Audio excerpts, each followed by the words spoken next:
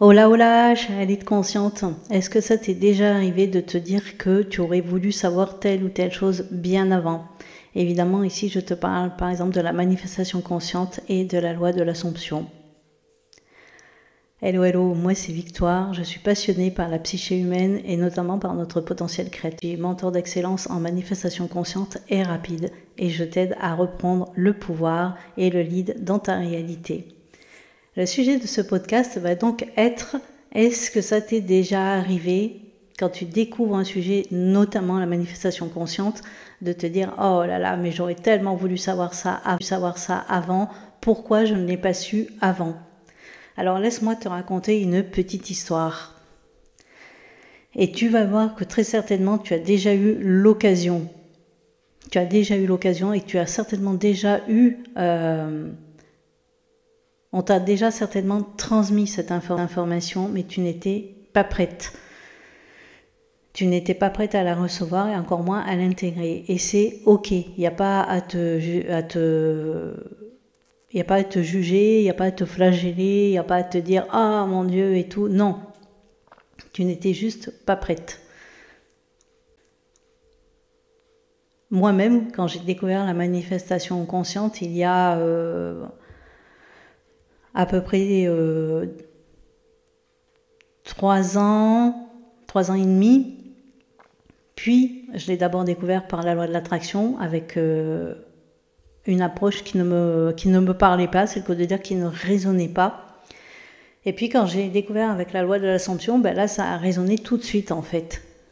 Et donc à ce moment-là, j'ai eu l'impression que je découvrais Neville Goddard, que c'était waouh, la découverte du siècle pour moi. Et justement, je me disais, là j'aurais tellement voulu avoir accès justement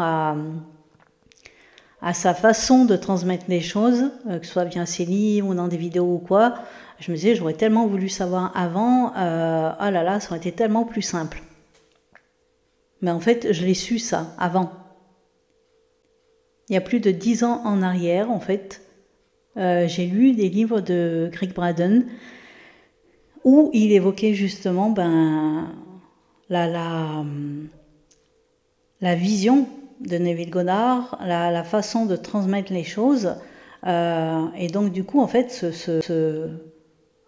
cette identité, j'ai envie de dire, ce personnage de Neville est déjà venu à moi il y a plus de 10 ans, quoi.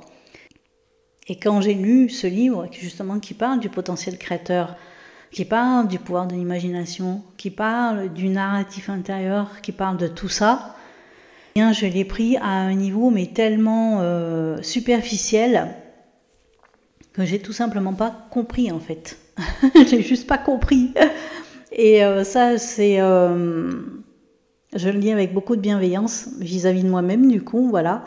Et c'est ce qui me permet aussi aujourd'hui de la bienveillance vis-à-vis des autres personnes que je vois des fois sur les réseaux ou quoi, qui parlent de manifestation consciente ou qui parlent de ouais, je manifeste ma vie et tout ça. Je suis le créateur de ma réalité, mais qui, en parallèle, continue d'avoir un discours ou un narratif qui est justement pas dans cette direction-là. Et c'est là que je me dis, ben ouais, en fait, ils n'ont pas compris, ils n'ont pas intégré. Et je le dis avec beaucoup de bienveillance parce que moi-même, j'ai été dans cette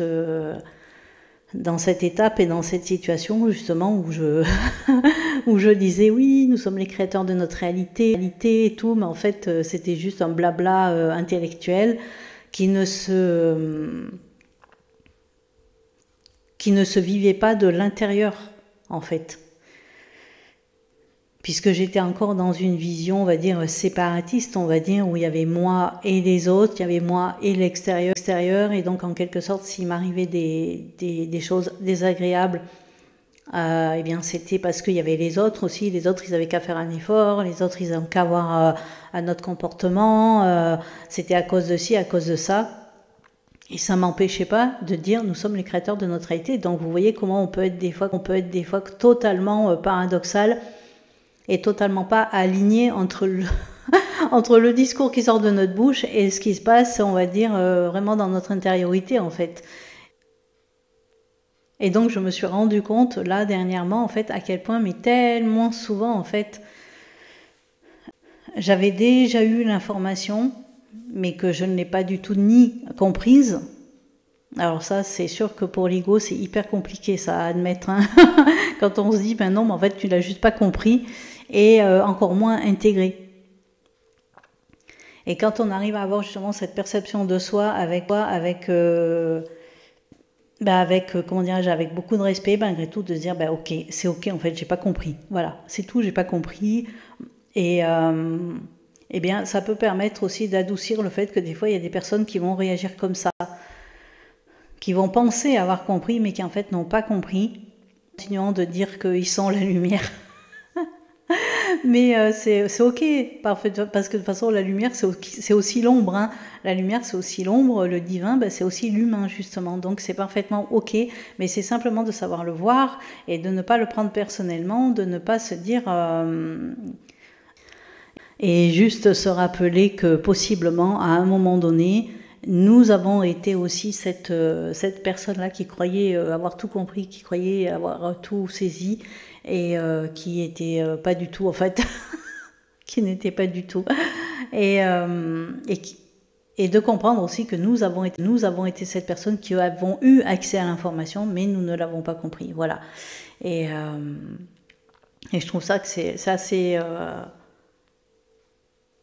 assez drôle parce que finalement on se rend compte à quel point justement tout arrive parfaitement quand on est pris au bon moment en fait. Tant qu'on n'est pas dans l'état de conscience qui est possible pour accueillir et donc du coup pour intégrer l'information, eh bien on va être amené sur un autre chemin, voilà. Et puis il faudra peut-être prendre des détours, prendre d'autres chemins pour revenir à l'information première. Moi, c'est ce qui s'est passé. Hein. Je suis passée, j'ai d'abord eu accès en effet à tout ça, la physique quantique, les réalités multiples et le pouvoir de l'imagination, que ce soit via Greg Braden ou via d'autres auteurs. Et ça ne m'a pas empêché après d'aller du côté encore plus profondément du transgénérationnel, des cycles mémoriels, des mémoires familiales et de tout ça, et du biodécodage et de tous ces trucs-là, du symbolisme, de l'ésotérisme dans le sens la connaissance de soi, pour revenir justement à ce point j'ai envie de dire ce point zéro qui est justement la puissance de l'imagination et la puissance du narratif intérieur. Et c'est parfaitement ok d'avoir fait ce détour, parce que finalement c'est ce qui fait aujourd'hui que justement j'ai cette connaissance qui me permet justement de ne pas être perdue quand j'ai des clientes qui abordent certains sujets justement. Je suis à l'aise en fait avec. Voilà. Vous me direz comment ça résonne pour vous cet épisode. Est-ce que des fois vous avez l'impression que vous auriez aimé savoir les choses avant, mais que en fait vous les saviez déjà et que vous les avez juste pas saisies ou pas compris ou pas intégrées. Voilà. Je vous souhaite une très belle journée. Prenez soin de